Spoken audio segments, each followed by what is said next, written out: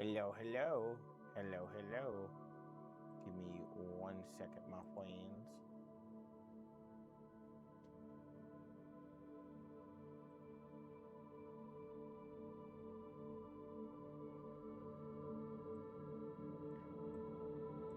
I'm finishing up my video.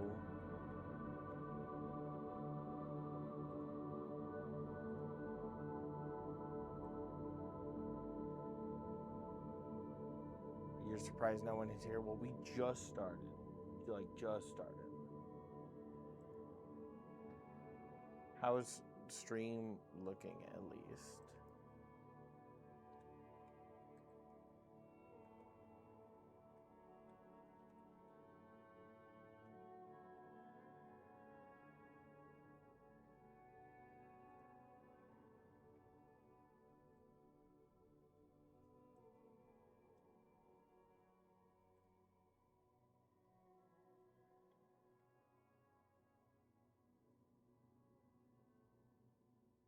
Hello, hello.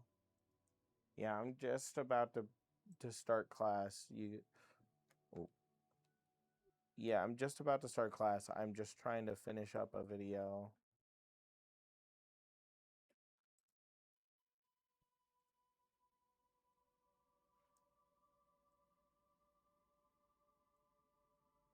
Trying a new type of content, everybody. I'm trying a new type.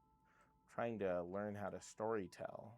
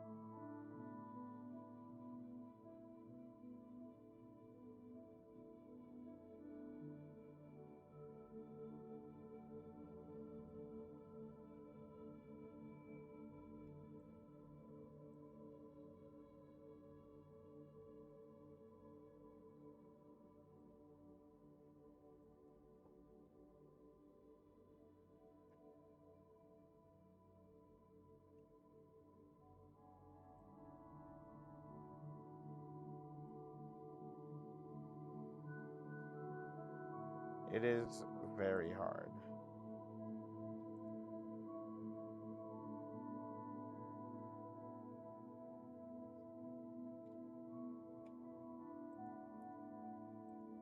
It is very difficult.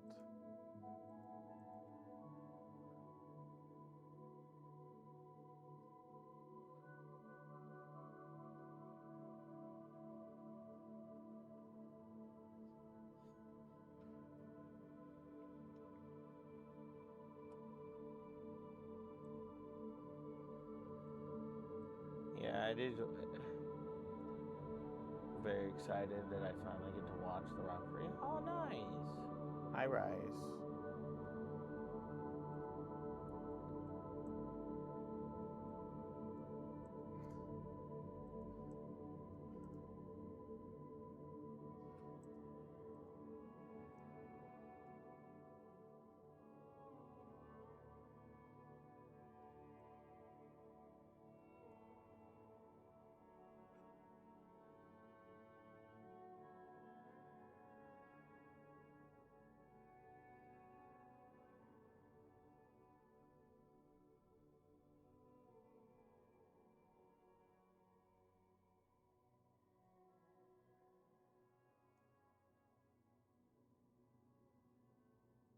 Oh, my hip, my hip. Get out of my hip.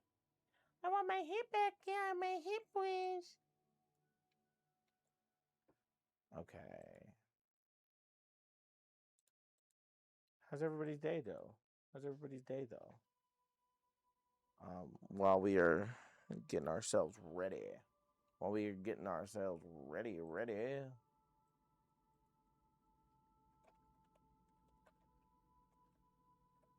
Oh, I actually prepared an actual test for you guys today. Like an actual one that you'll actually have to fill out. Sorry.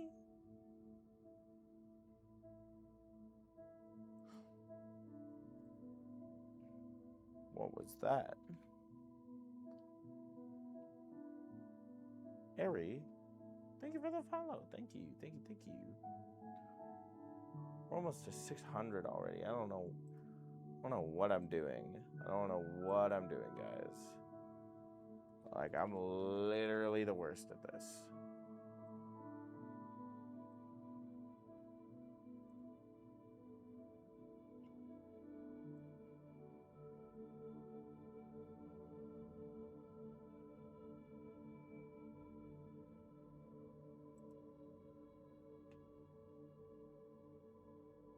Hi. Oh, thank you. I am just uploading a video really quick, so you guys just gotta give me 1 second and then we'll start class. I'm trying a new format. I'm trying to do storytelling.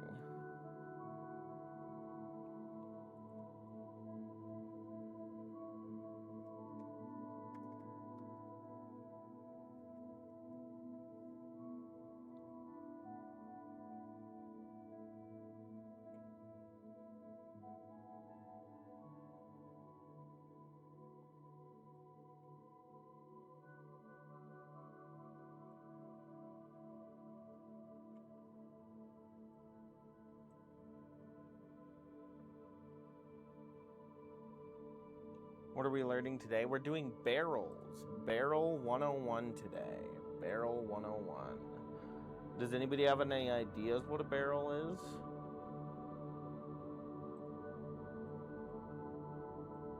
Any ideas what a barrel is? Hey, Sparky. How's it going? It's going good. What is today's topic? Beryl. It's a barrel.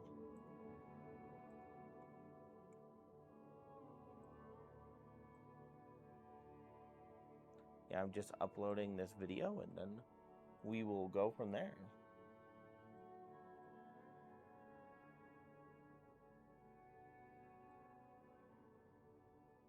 Filmed the video right before class. What is Beryl? Well, Beryl's a gemstone family.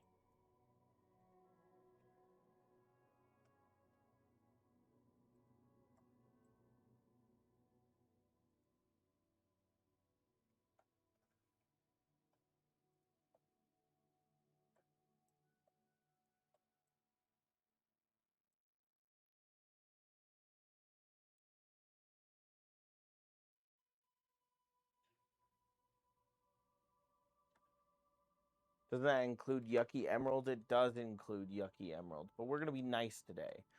We're going to be nice to emeralds, even though they're the worst. They're the worst, and we hate them. But we're going to learn about them.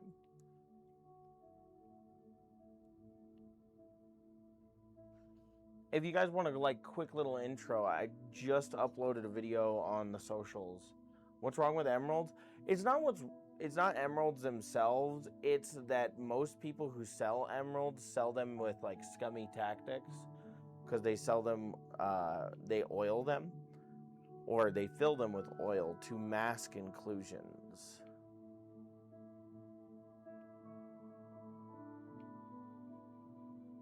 Okay, once that goes up, guys, okay, let me write our class up here.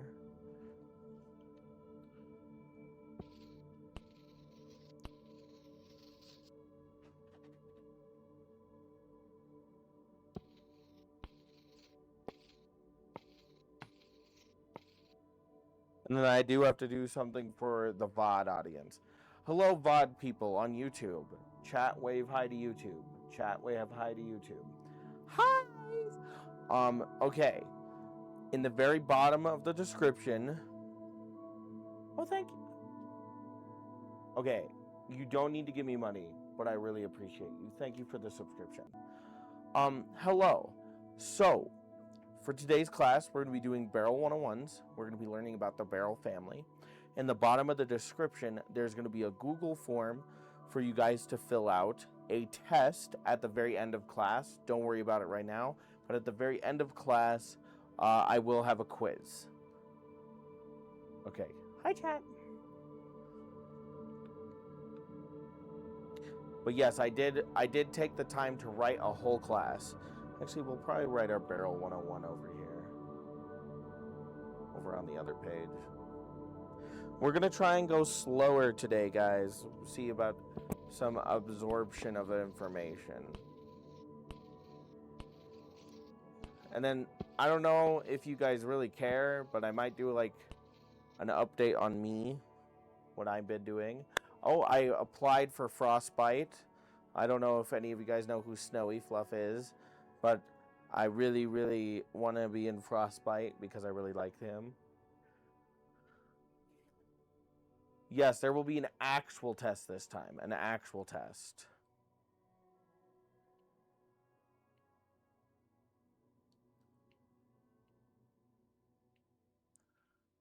And then let me get some music going for you guys, chat.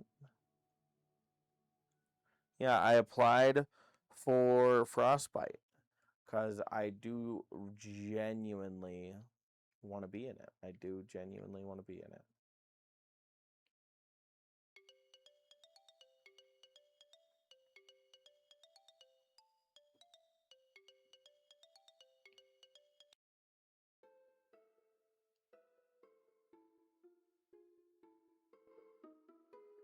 Okay. Like the Lavender Husky? Yeah, that one. He has like a streaming group, and I applied to be on it. So, we'll see. Head pat. Aw, thank you. Also, to that person, Nightfall Callie. Nightfall Call? Nightfall Call. Thank you so much for the subscription. You totally don't have to do that. That goes for everybody here. Do not feel pressured to subscribe or anything. I am happy that you guys just want to be nice to me. Okay.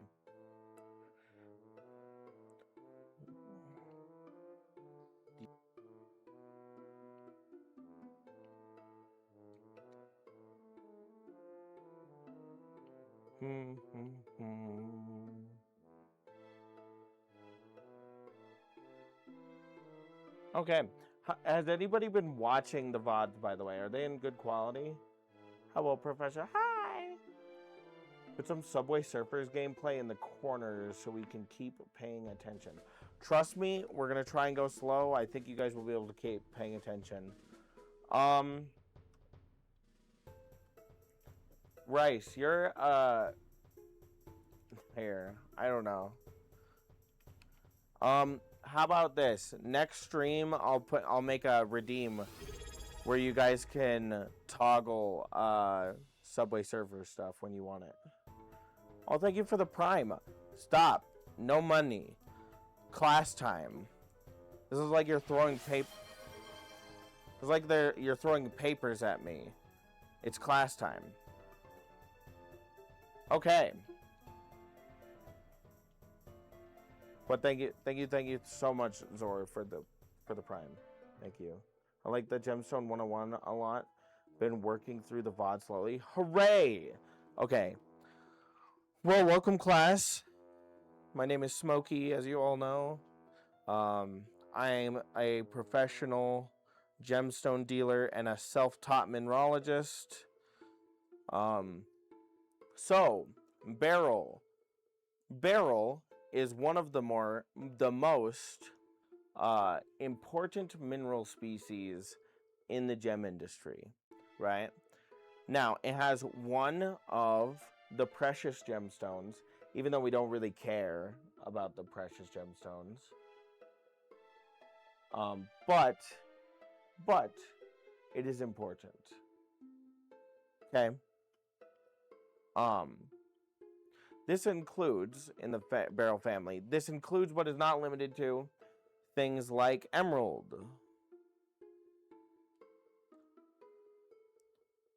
aquamarine,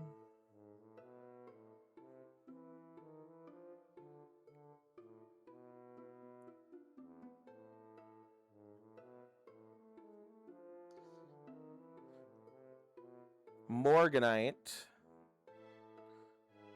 which, fun fact, it was named after J.P. Morgan, Heliodor,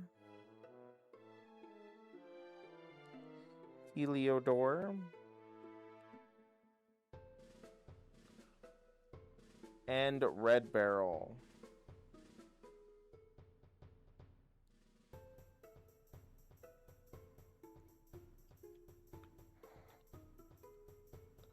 Okay, so the Beryl family is quite extensive. There's a couple others in here, and we'll get there slowly. I have my screens reversed. Sorry, one sec.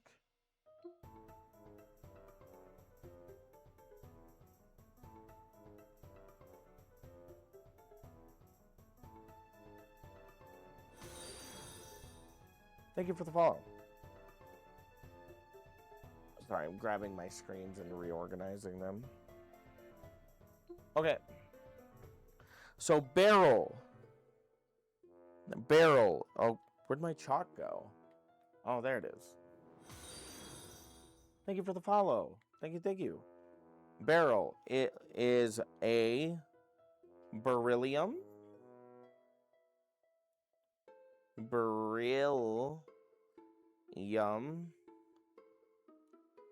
Aluminum silicate with trace elements that give it its unique different colors. Aluminum. We're going to use SIL for silicate, but silicate is spelled SILICATE. Sorry, I'm actually just going to spell it. Never mind. Silicate. It's just going through the hinge. Okay, so sorry for being tardy. No, you're fine. Okay. You're fine. Okay. Beryl is a gemstone family that includes things like emerald, aquamarine, morganite, heliodor, and red beryl. And beryl is a beryllium aluminum silicate. Okay? Now that chemical formula is pretty important. It's B, E, a hydrate. I have my thingy right here. Sick. Let's get back into it. It's BE3, AL for aluminum 2, SiO3, 6. This is the chemical formula of beryllium aluminum silicate. We define silicate as silicon bonded with oxygen. Okay. Did you say the trace elements give it its unique colors? Yes. So, for example, these are all not the same color. Emeralds are green and aquamarines are blue. Morganites are like a pink to an orange. Heliodors are yellow. Red beryls they're red. Okay. So, another thing beryls are is something called a cyclosilicate.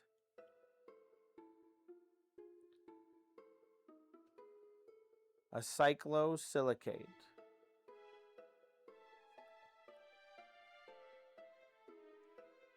And they are all part of the hexagonal crystal system.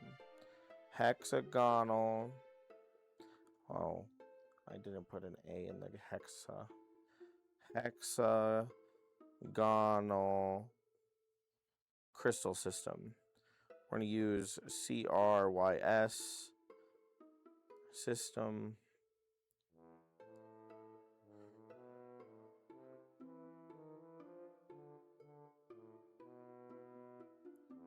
Okay. And then we'll recap this. Can any of these be eaten? Sadly, probably not. But, so we do know our beryllium or our Beryl family has members like emeralds, aquamarines, morganite, helidor, and red beryl. Beryls are in a beryllium aluminum silicate. And you can see that chemical formula here. Beryllium for Be, aluminum for Al, and silicate is referred to as silicon bonded with oxygen. It's a cyclosilicate, and it's part of the hexagonal crystal system. Is chrysoberyl a type of beryl? Not that I have in here. I believe chrysoberyl is its own family. Faceted helidor kind of looks like gushers. I know, right? It's so cool. I love faceted any of these except for this one. I don't like. This is my personal opinion, class. This does not have to be in the notes. I don't like emeralds. Just because of the people who sell them, not because of the emeralds themselves. Okay? This places beryls in the same structural family, though, as tourmaline. Turmaline. They're in the same family as tourmaline. Yanni and Zebra, thank you for the follows, by the way.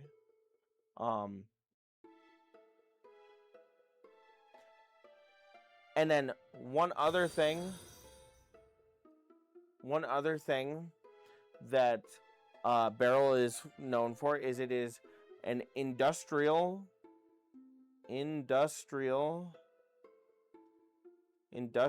source of beryllium. Source of Beryllium.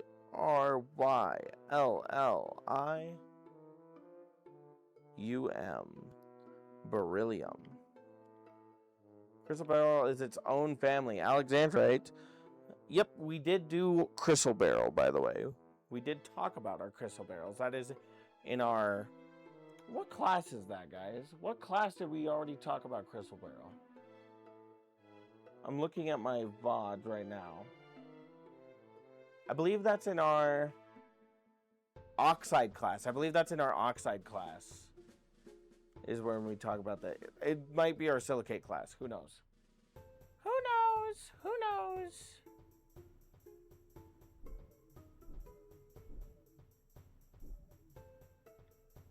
Okay. Does anybody have any questions? Any questions so far? You were very cute. Aw, thank you. But does anybody have any questions? Okay.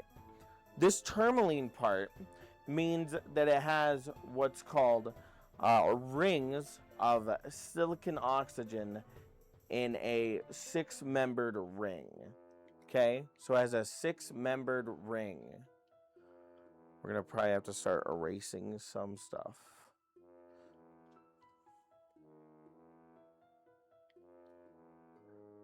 We're going to erase our industrial part. Chrysoberyl doesn't have any silicate. So probably... Yeah, I think it's the oxide class. Okay. I say that because sometimes we go into overtime and we just do random little classes. But I appreciate you. What's the last bit of the chemical composition and what were the colors again? Colors we'll come back to. This is SiO3:6. This is just referring to silicate. 6-membered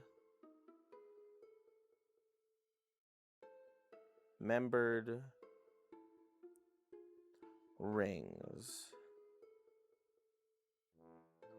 This is like our tourmalines. Doing so far good. So good. God, I'm actually so nervous for this class.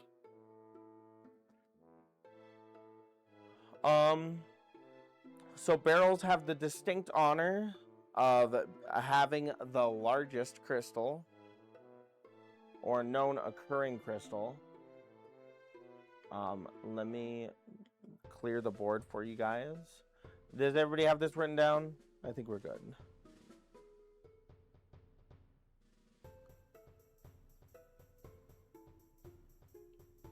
Okay. And then respawn the props. Okay. So, the Beryl family has the distinct pleasure of having the largest crystal of any naturally occurring crystal of any mineral. And that is from Mala Kai Ina Madagascar. We're going to use Mad for Madagascar here. Actually, no, I'll just spell it. Madagascar. Okay. It was 18 meters. Not centimeters, not millimeters. It was 18 meters long. It was 3.5 meters in diameter.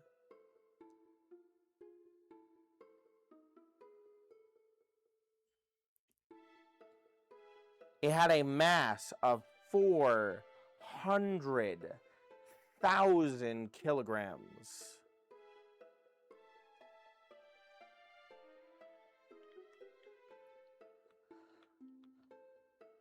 So it was a big freaking crystal.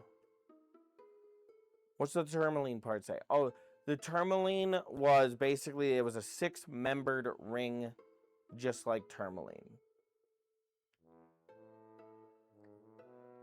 There was also a 200-ton crystal found in Brazil. 200-ton Brazil.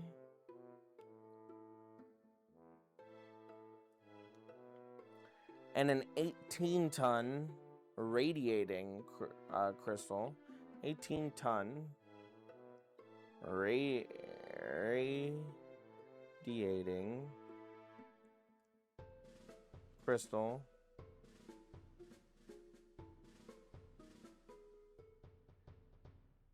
in Maine. So these crystals can get big, okay? So for our next part, so Beryl has its distinct pleasure of having the largest crystal ever found, or naturally occurring crystal. And that was found in Madagascar. It was 18 meters long, 3.5 meters in diameter, and weighed 400,000 kilograms. There was also a 200-ton crystal found in Brazil and an 18-ton radiating crystal found in Maine.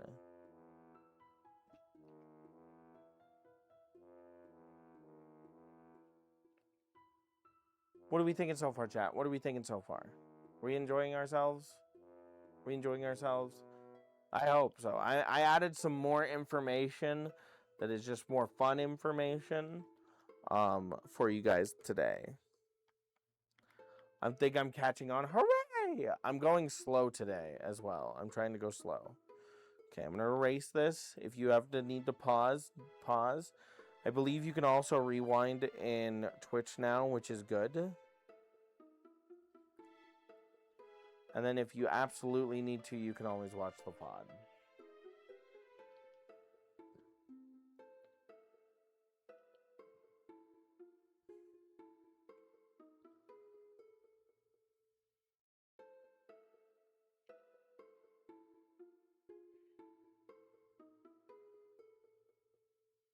Yes, but there are more Zors, so just Let me get to it. Let me get to it. Okay. So, trace elements. Trace elements.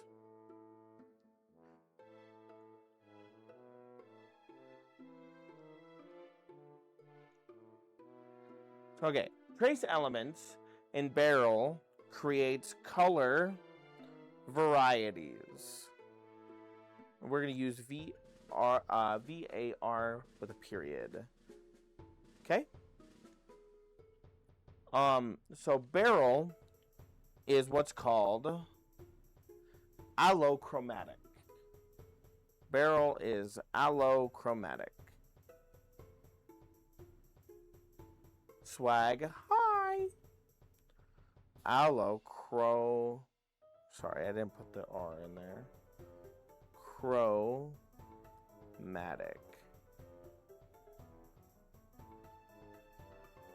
So that means without trace elements, Beryl would appear clear. And clear Beryl equals Gaussianite. Gaussianite. This is colorless Beryl. Okay?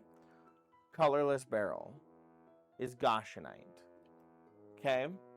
Now, the other elements that can make Beryl different colors is, for example, if we want to make a Beryl green, like an emerald, we need chromium,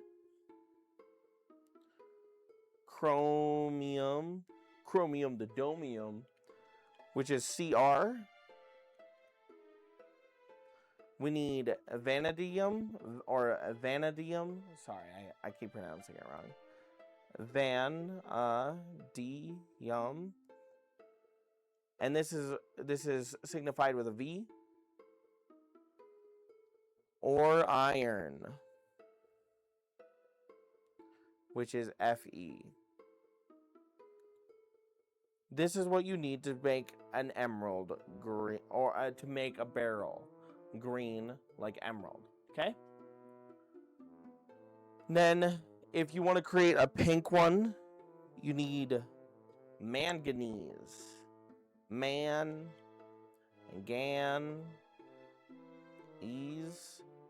And this creates morganite.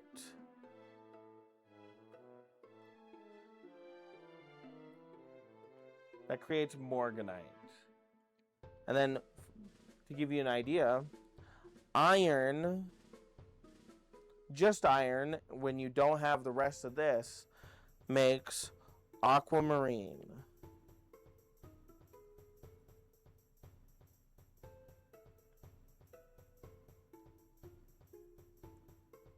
Okay. How are we doing so far? So can an emerald have any three of those trace elements, or does it? Okay. So it either has to have high amounts of these, or, like, for example, it has to either have high amounts of chromium or high amounts of vanadium, or both. And then sometimes there will be some iron in there.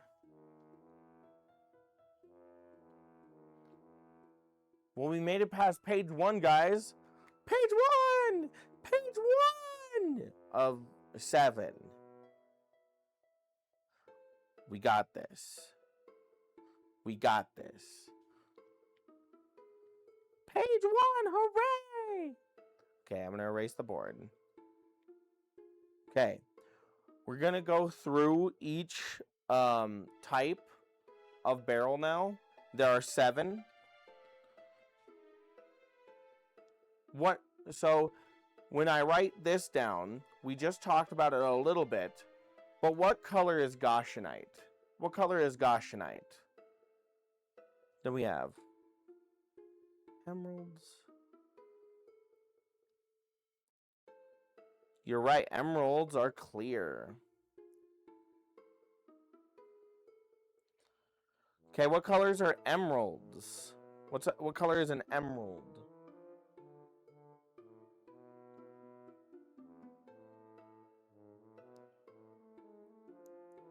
Okay, you're right. Emeralds are green, but specifically, they are deep green.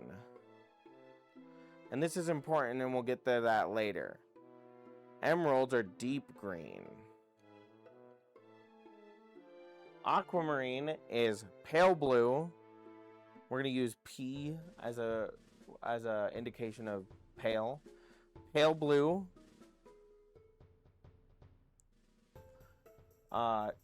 To blue green. Blue green. Okay. What color is morganite, chat? What color is morganite?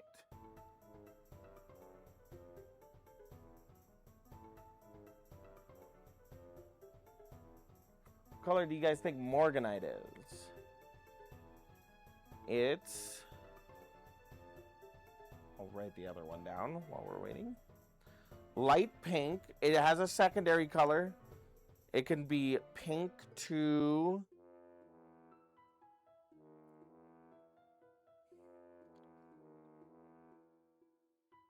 It's pink to orange. Pink to orange. Okay. Then we have heliodor. What do you think when we say helio, what do we think heliodor color is? What do we think heliodor is?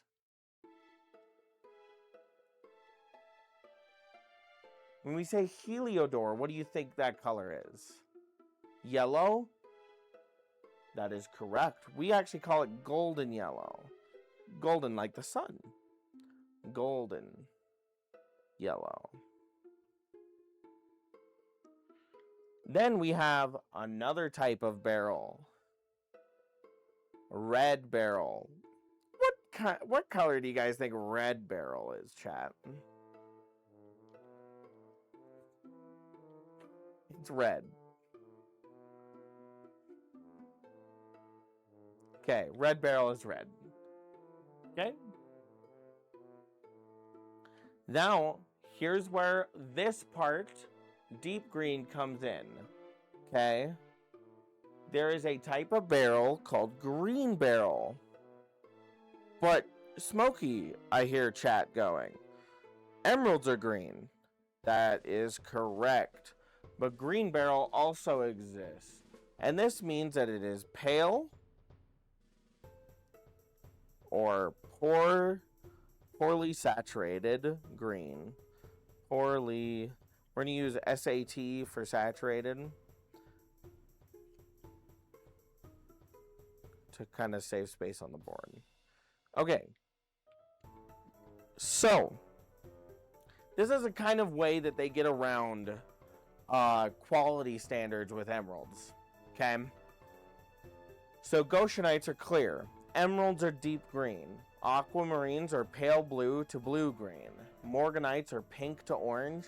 Heliodors are golden yellow. Red beryls are red. And green beryls are pale or poorly saturated green.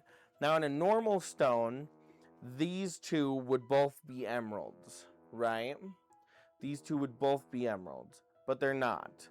Because of the color difference, they can basically say, well, these, which are the best quality green, are emeralds, and these ones aren't. Okay?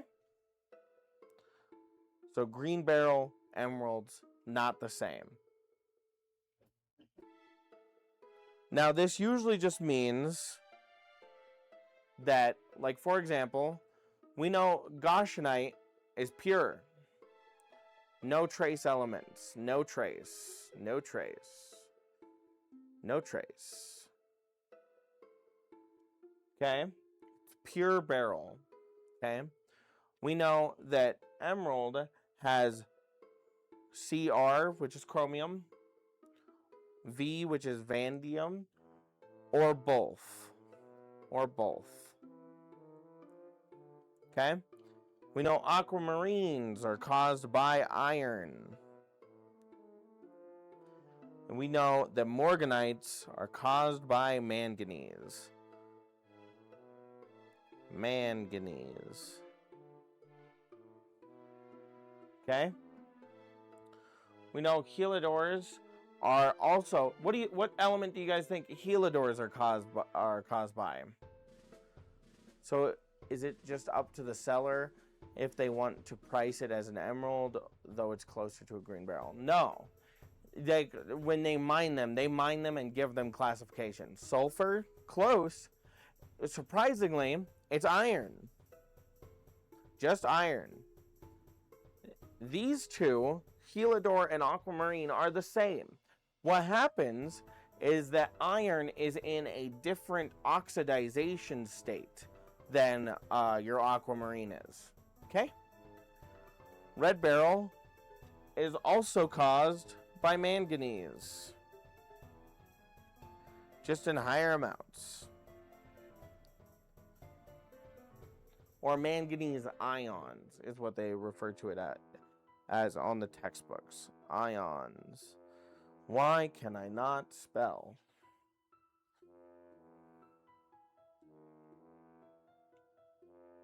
So green beryl just means that it has insufficient. We're going to use insufficient.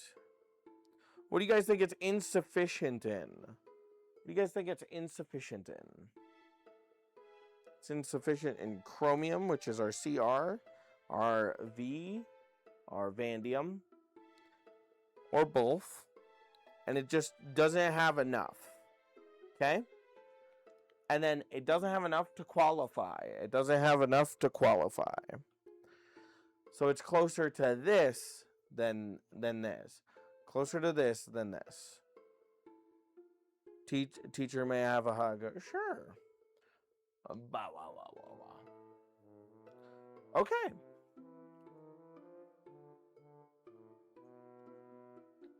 I'm going to give you guys a chance to kind of absorb this. I'll read some of my notes, and if you guys want me to write it down, no problem. So beryl with poorly saturated green color is called green beryl. It's chemically similar to emeralds, but doesn't have enough chromium or vanadium to earn the emerald name. This is a grading line distinction, much like, for example, do you guys remember when we were talking about rubies? And we were talking about how there are pink sapphires. There's pink sapphires and red rubies, but they're not the same. This is one of those grading distinctions. Like, these are not the same. Not same. Not same.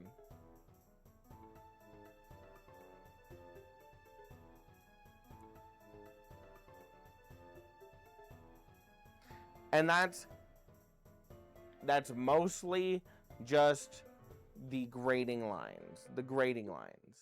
They change that depending on how they're feeling. So the reason there's green beryl and emeralds is because that is a grading line. Chemically, they are the same, except for this one has less. Okay? How are we doing so far, chat? Am I going slow enough? I'm trying to kind of slow down a bit. Thank you, teacher. I'll bring you an apple. Oh, hooray. No, you bring me rocks. I want rocks. Like real rocks. Okay. I'm going to clear the board. I apologize, chat, but I'm going to sit for just a second because my bosom hurts. Okay. Beryl forms in hydrothermal.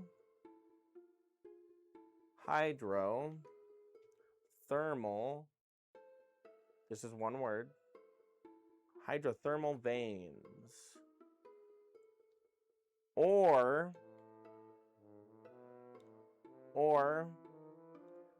magmatic, M-A-G, matic, M-A-T-I-C, peg, don't peg me, pegmatites. Now this happens with beryllium, aluminum, silicon, and oxygen. at the right temperature and pressure. So we need right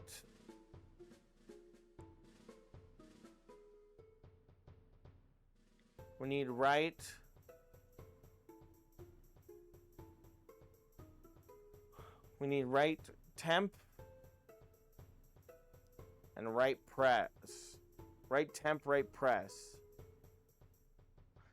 Right temperature, right pressure. And then it's just assuming that it has enough space. It needs enough space. So what did we learn here? We learned that Beryl forms in either hydrothermal veins or magmatic pegmatites. Sorry.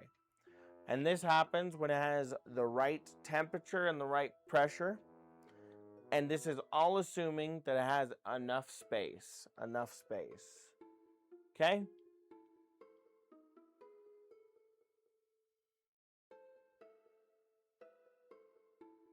This means that it's what we call a minor, minor, constituent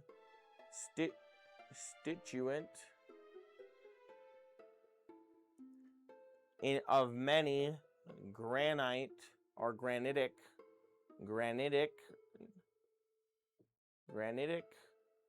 rocks. This means that it's associated with pegmatite.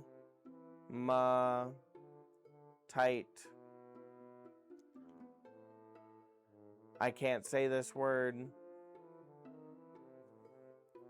Pegmatite. It's likes, but with a D. Okay? But that is what it's chemically called. Okay? It also forms in what's called gneisses. That's Gneisses. Gneisses. And mica schists.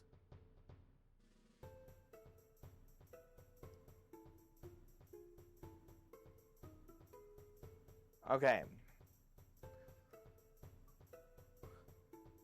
So, we know the Beryl forms in either hydrothermal veins or magmatic pegmatites. This means that they form when it has the right temperature and pressure, assuming it has enough space. They form, they're what's called a minor constituent in granitic rocks, in pegmatite, that word, which rhymes with likes, gneisses, and mica schists. Boom! Page 2! Page 2! We did page 2! Hooray! Hooray! How do I spell the last one? This one? It's MICA SCHISTS.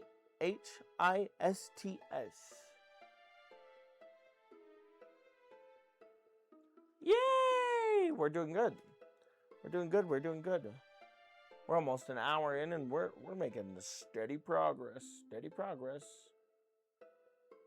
What are you guys thinking so far? What do we think of the emerald family? We're going to take a small break, but what do you guys think? What do you guys think so far?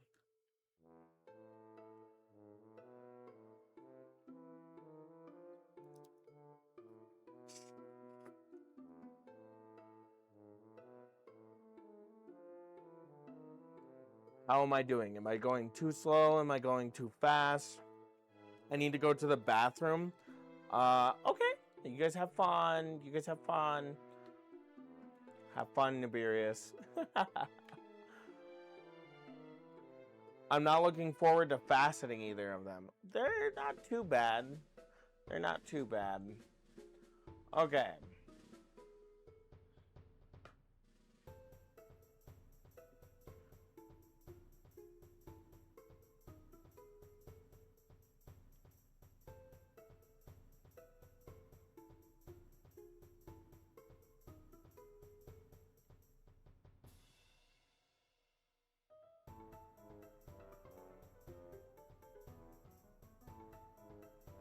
Okay, so here's a question for you guys, chat. Why is it incorrect to assume that all the same trace elements for like something like corundum produce the same gem color in emeralds, right? Why is that different?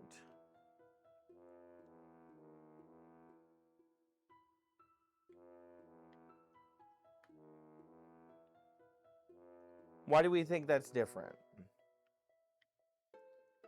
Because for example, rubies are red, and they form that way because they have lots of chromium in them. But what thing in the Beryl family has a lot of chromium in it? Emeralds, and they're what? Green. So you got to remember that not every trace element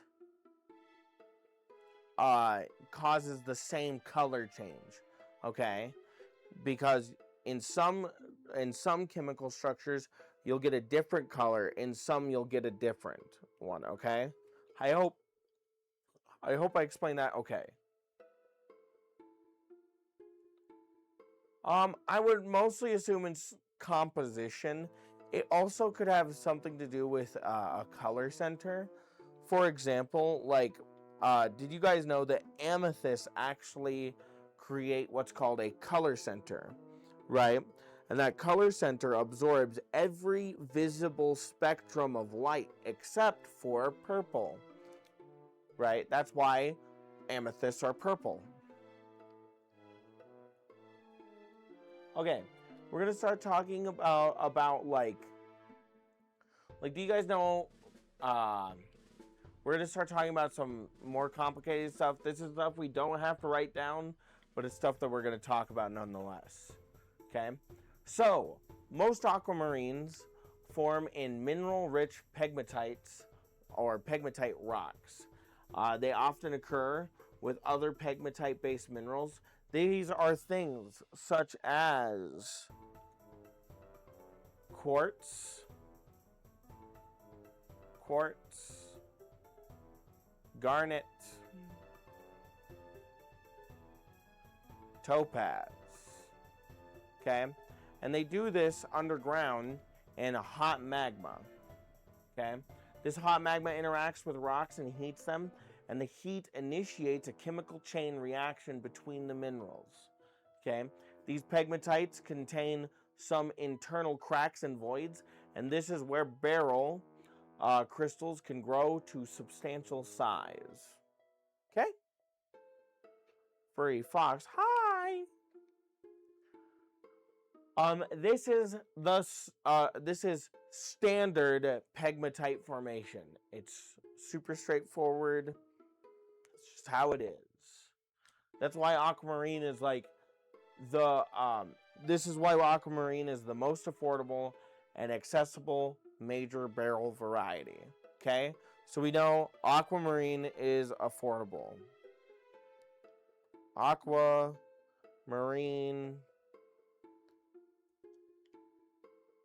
is affordable.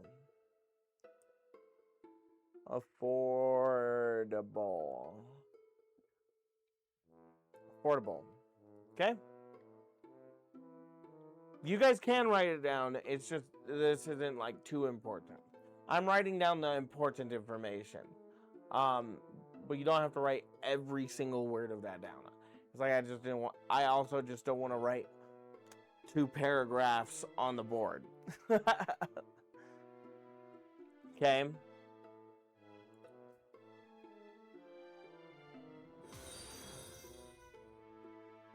Oh, thank you for the follow. Oh, thank you for the follow, Corellia and Glixy Deer. Thank you. Okay. Now, emeralds form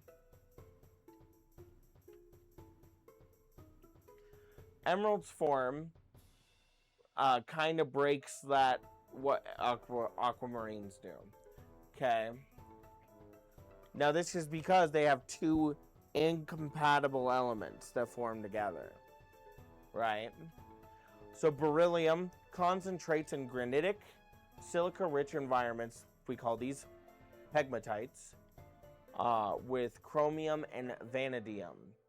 That makes your true emerald green. These concentrate in mafic or ultramafic rocks, far from granite. Trace elements are normally concentrated in quite different parts of these trace elements usually form in different parts of Earth's crust, right? And only through very complicated geological processes they come together. Okay?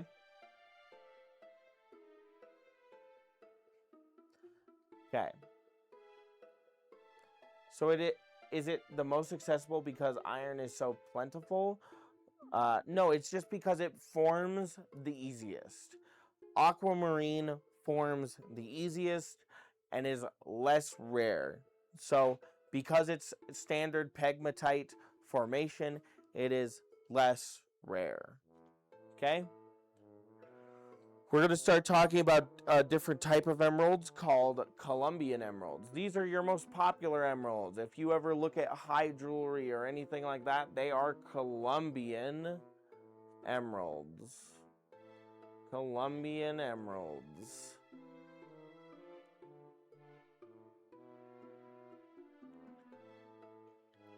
You know, now I see why other teachers have like a student come up and they're like, write it on the board.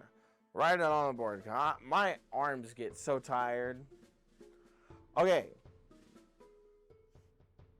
Columbian emeralds. Columbian emeralds form through hydrothermal sedimentary process. This occurs in organic rich shales and limestones. This is unlike other emeralds. This is what makes Columbian emeralds special. So Columbian emeralds, special.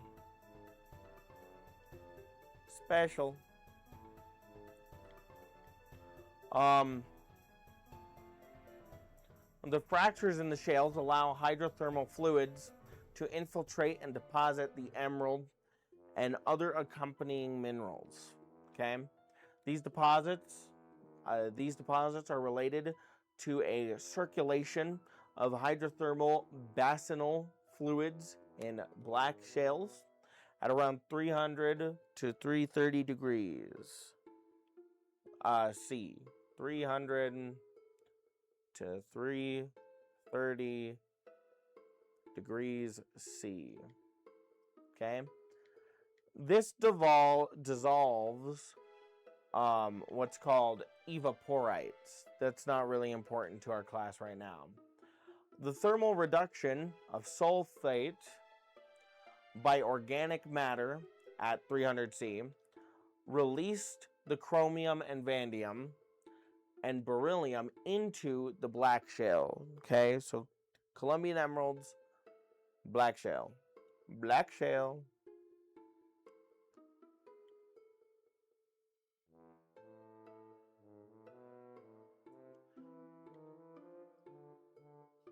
This in turn enables Columbian emerald formation. Okay, this is what's called a secondary, or what do we call that? Secondary or alluvial?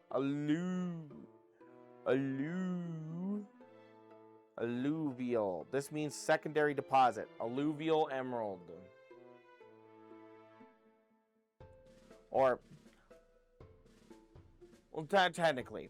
So, secondary and alluvial emerald deposits are, quite frankly, unknown.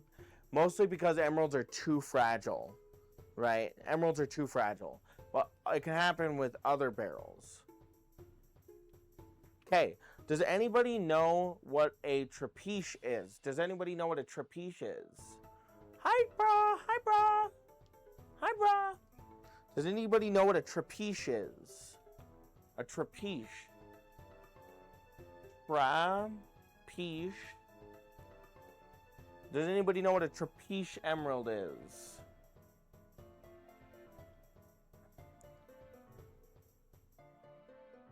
smoky class. Yes, this is what I do. This is what I do. So trapezium emeralds kind of look like this. Okay. You have your emerald, and they'll have a center, right? They'll have a center.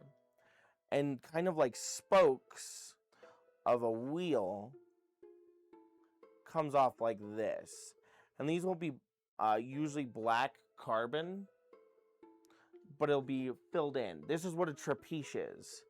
Okay? They come in, I believe, 4s and 6s. Bing, bang, bing, bang, bing, bang, bing, bang.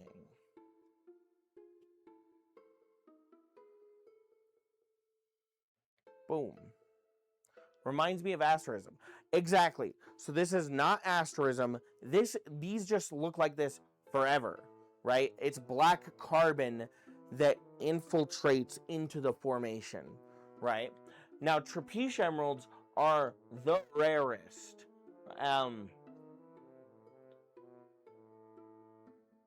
They're the rarest, right? These are the rarest types of emeralds. Rarest. These are rare. Really rare. Last time I saw a trapezium emerald, the guy wanted like 4,000 a carat for it. And I was like, ugh. Okay. So, I'm going to explain it really quick, and we'll move on.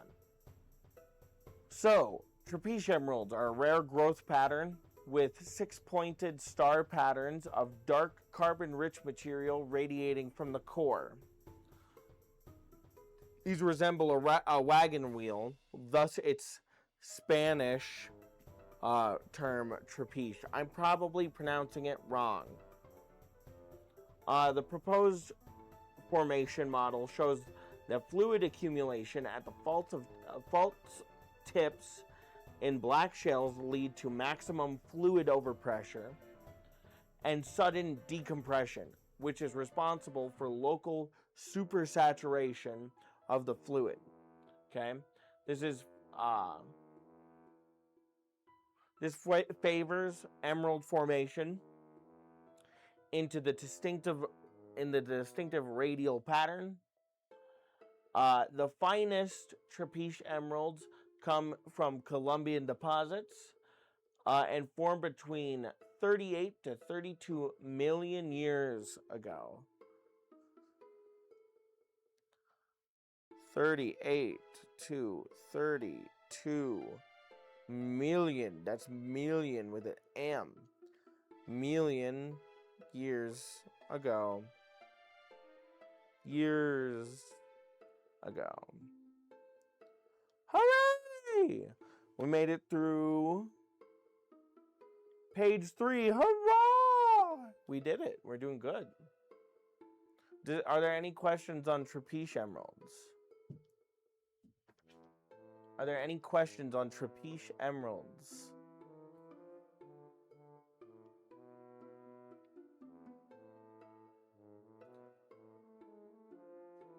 Any questions on trapezium emeralds? No, I think we good. Okay.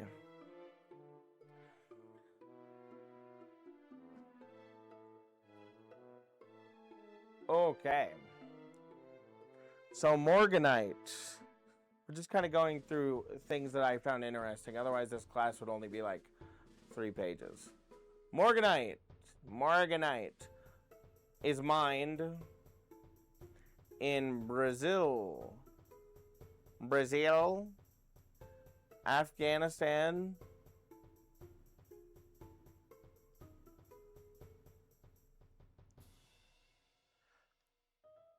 Mozambique,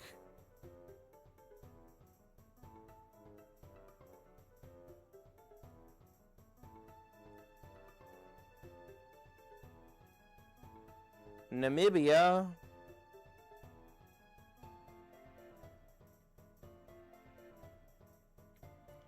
the U.S.,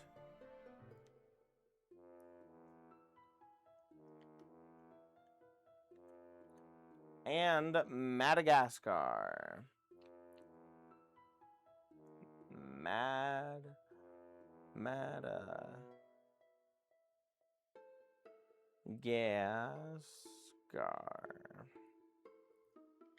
Okay, so morganite was found in the States, but is mined in a lot of places. Okay.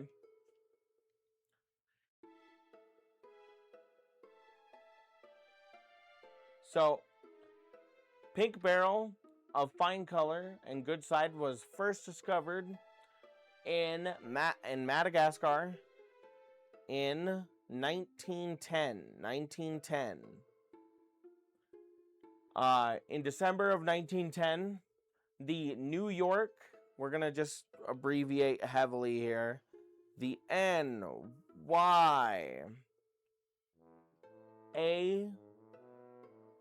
NYAS, or the New York Academy of Sciences, named pink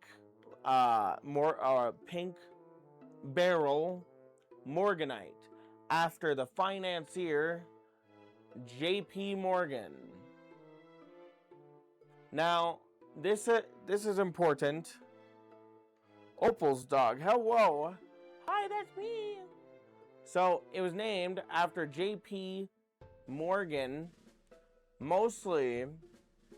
Well, and this is the video I was editing right before we started. Okay, it was mostly named after him because he gave them a lot of money. J.P. Morgan had one of the biggest gem collections in the early 1900s ever, and it is super important that he did. He knew of his friend was named George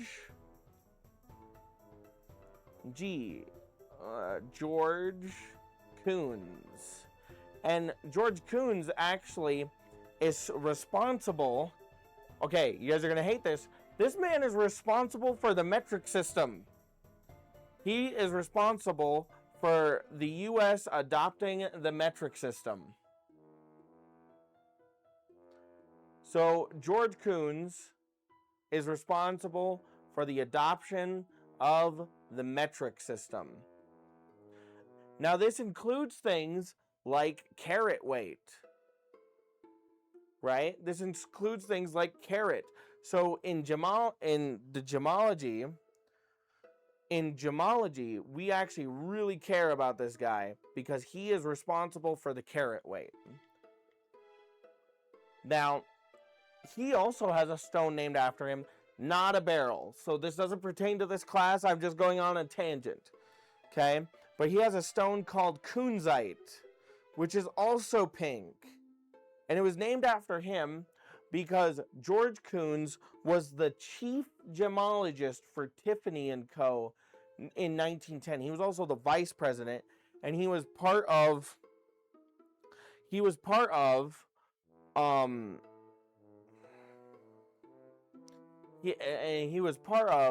so many things. He was part of the metric system. He was the head of an association called the U.S. Metric System of something. Tiffany is a national institution. Tiffany & Co., kind of. I don't know. Back in the day, it was huge. It's still huge, but it's not as big as it was, in my opinion. But mega long story short, George Coons is friends with J.P. Morgan and names morganite after him. He names morganite after J.P. Morgan, the financier, the ruthless tyrant who used monopolistic practices to grow a fortune. The more you know. Hooray! Hooray!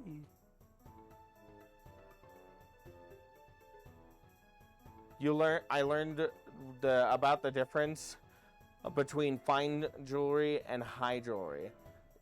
You want a real controversial take? Struts? I think high jewelry is stupid. I think high jewelry is stupid and jewelry should be accessible to everybody.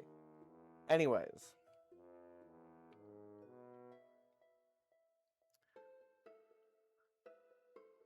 Red Beryl. We're going through Red Beryl now.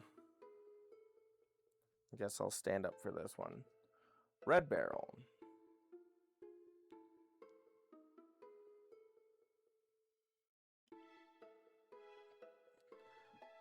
I think everyone deserves an opal ring. I think so too. I think so too. I just hate that jewelry has gotten so expensive. So Red Beryl is formerly, not now, formerly known as a Bixbite. Bixbite, Bixbite.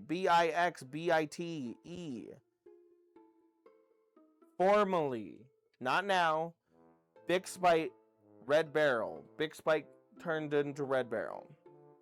Okay? And it was marketed, it's marketed as red emeralds, or sometimes they call them scarlet emeralds. This is extremely rare. Super duper duper rare. Red Beryl is rare. And it's one of the rarest minerals on Earth, actually. The gem gets its color from manganese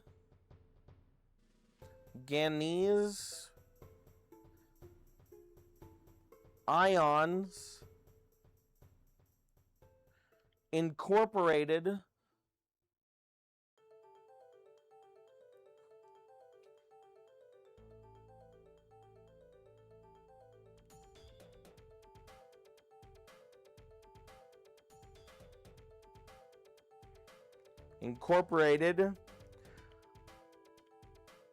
within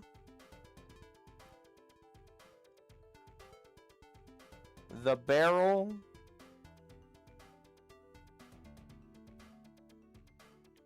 crystal structure.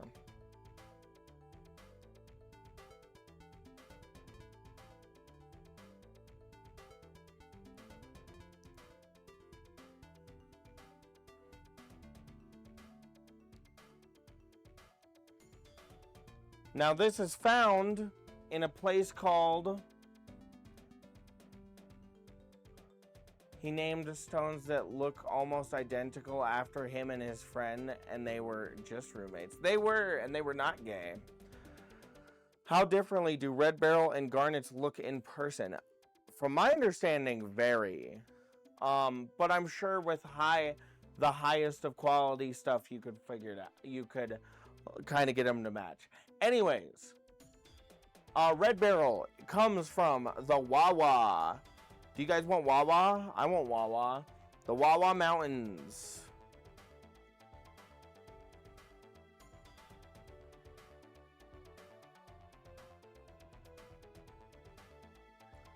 In Utah.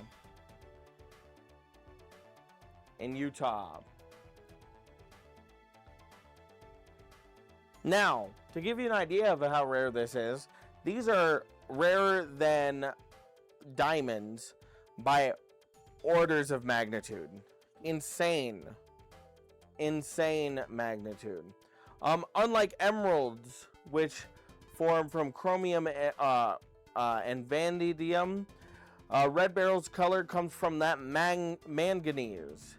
Now this is the same trace element that causes morganites to be pink, right? But because it's in a different oxidization state and concentration, it goes from a pink to a red. Are we absorbing the information? Are you melding with me? Do you understand? Okay.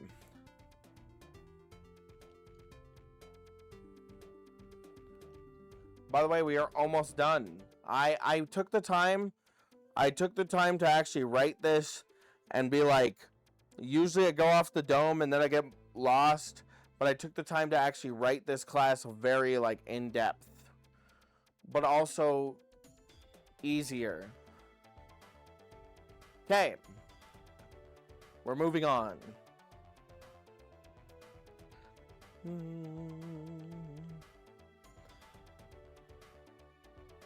Okay. Now, beryl varieties. share the same hardness. They are 7.5. And that's not a 5, that's a fucking 8. What am I doing? Question, where can you find these minerals? All over the world. Emeralds are famous emeralds are from Colombia. Morganite is from, like, famously Madagascar and Maine. Red beryls are from Utah. Aquamarines come all over. They come from a lot of places. But they share the same hardness. They are 7.5 to an 8 on the Mohs scale. They're 7.5 to an 8 on the Mohs scale. Okay? But emeralds get treated. Okay? Emeralds get treated very differently in trade than aquamarine and morganite. Emeralds. So compared to emeralds, for example, morganite. Oh, there it is.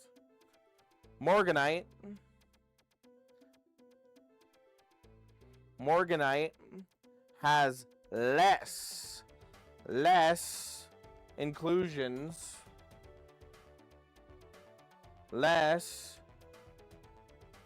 Also, can we get a shout out for Rocket? Thank you. Less inclusions than emeralds.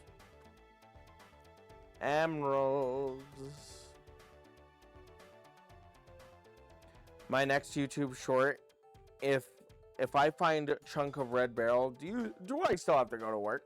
If I find this, do I still have to go to work? Yes, we're getting to the oils and stuff. Maybe. I don't know. I don't know if we'll cover it because it's not really important.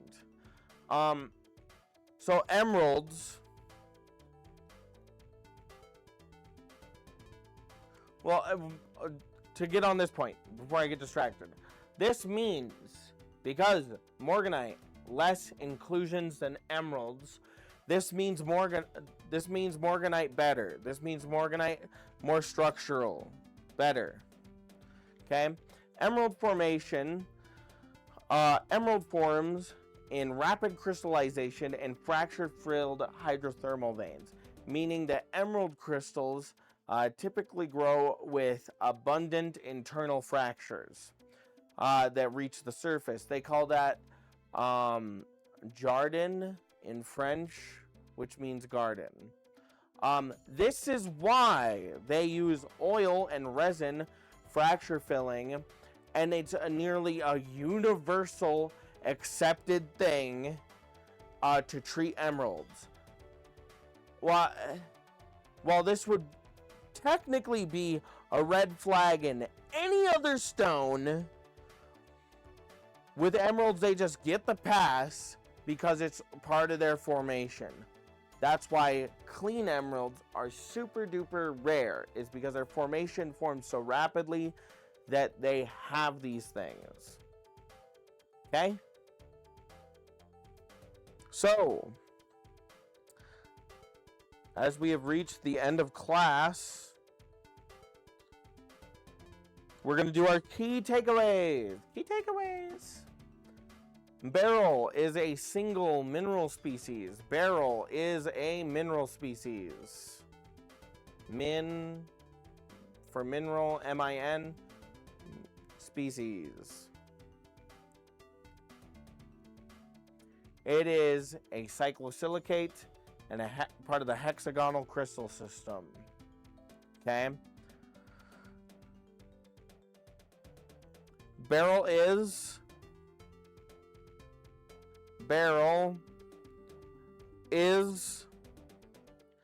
allochromatic.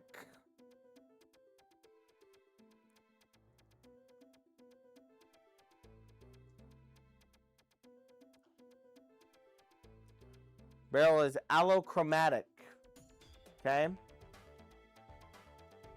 Now we know, because rubies are red and emeralds are green, Trace elements don't make the same color. Trace elements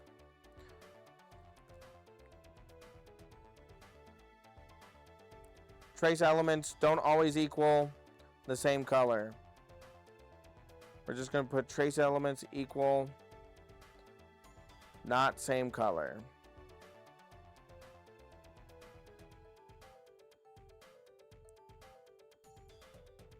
Okay. Most barrels form in granite,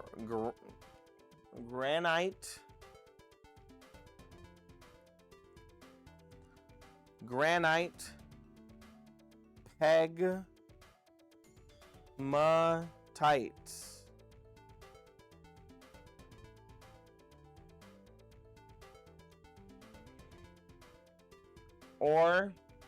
And hydrothermal veins.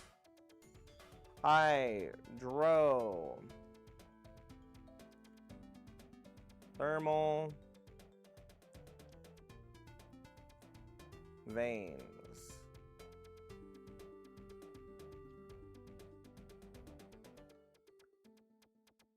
Emeralds are geologically an exception. Columbian emeralds form through unique formation. We know this. And then emeralds typically fracture, so they are oil-filled, unlike the rest of the Beryl family. Okay? Now, I'm going to put something in chat.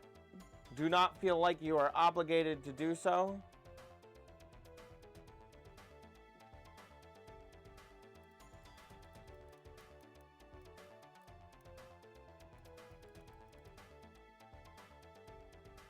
Perfect. Now, here we go. Kind of nervous, but we will try. Okay.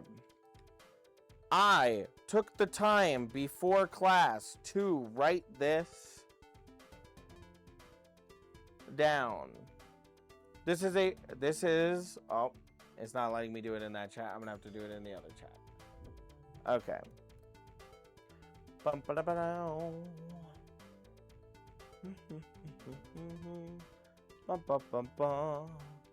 Okay. I took the time to write this down.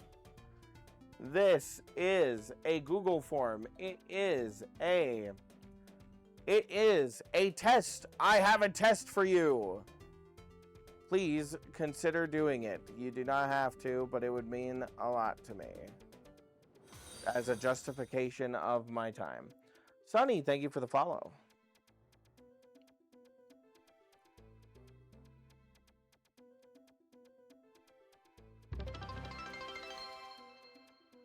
All right, we reached the goal.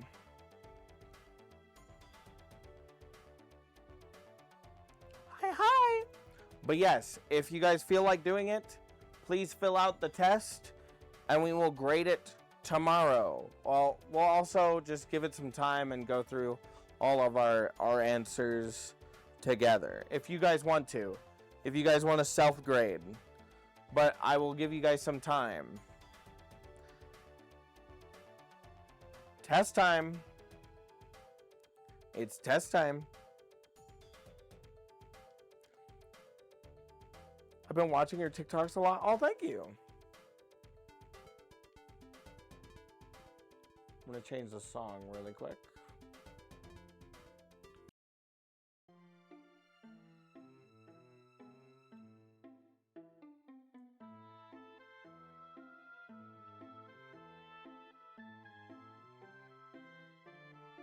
But yes, if you guys wouldn't mind, I pinned the message. Test is in your pinned messages. Test, link, pin chat.